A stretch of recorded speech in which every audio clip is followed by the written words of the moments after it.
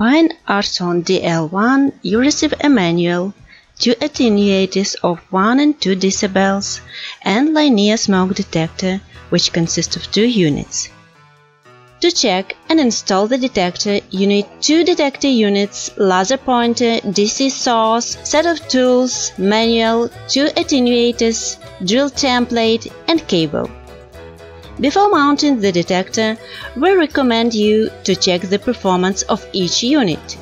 We start with the receiver. For this purpose, connect contact 4 to the negative contact of DC source and contact 1 to the positive contact of DC source. After about 10 seconds, the yellow LED indicator on the receiver should flash twice every 2 or 3 seconds. Then we check the performance of the transmitter. For this purpose, we need the same DC source, a pair of connectors, and a resistor from 30 to 100 ohms. Connect contact 4 of the transmitter to the negative contact of DC source. Connect contact 1 via the resistor to the positive contact of DC source. In about 10 seconds, both LED indicators on the transmitter flash simultaneously every second. Performance testing is completed. Now we can mount the detector on the wall. First, drill the necessary holes. For your convenience, you can use a drill template. Remove the template and fix the detector to the wall. Start installation with the receiver.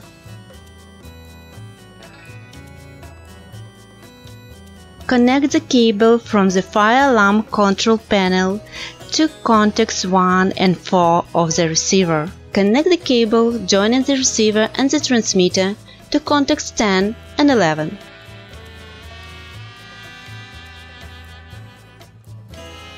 Now the detector can be connected to the fire alarm control panel. Connect the opposite end of the cable that joins contact 1 and 4 on the transmitter to the positive and negative contacts in the loop of the fire alarm control panel. Now the transmitter can be installed to the wall. Connect the opposite end of the receiver's cable to contact 1 and 4 on the transmitter. Connect the resistor to contact 10 and 12. The transmitter is ready. Installation of Arton DL1 is completed.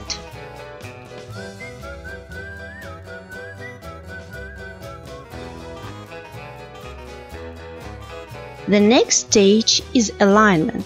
For this purpose, unfasten nuts on the bracket.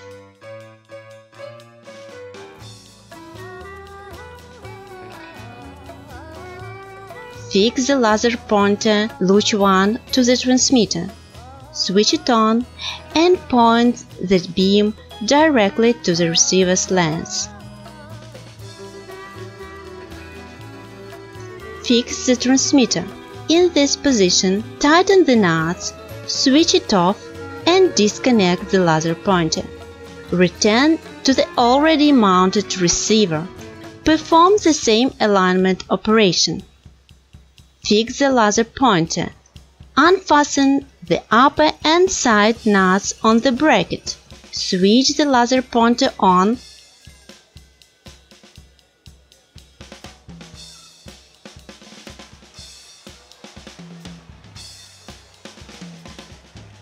Point the beam directly to the transmitter's lens.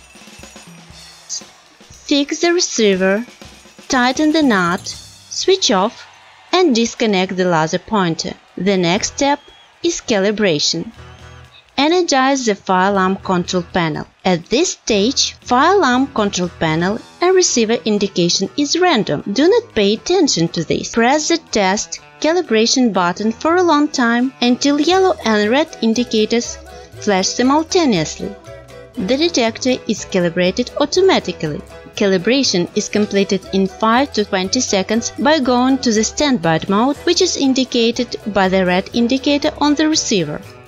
The final step is checking the correctness of the system settings. For this purpose, use attenuators. First, place 1 dB attenuator in front of the detector's lens. Wait up to 15 seconds. The detector must stay in standby mode. We are placing the 2 dB attenuator. The red LED should flash brighter, and within 10 seconds, the detector goes to the alarm mode. Finish this step by resetting alarm loop on the panel. At the same time, the detector goes to the standby mode. Arton DL1 is ready to work. This is a triple mode linear smoke detector, which means that this detector may be in the fault mode besides standby mode and alarm mode, which is displayed by regular indicators and is transmitted to the fire alarm control panel. This reduces number of false alarms. The red indicator lights up on the detector in standby mode, and fire alarm control panel also displays standby mode. If we obscure the detector lens within 10 seconds, the detector reports the fault, which is duplicated in the corresponding loop on the fire alarm control panel. If we take obstacle away within 10 seconds, the detector and the panel will restore the standby mode.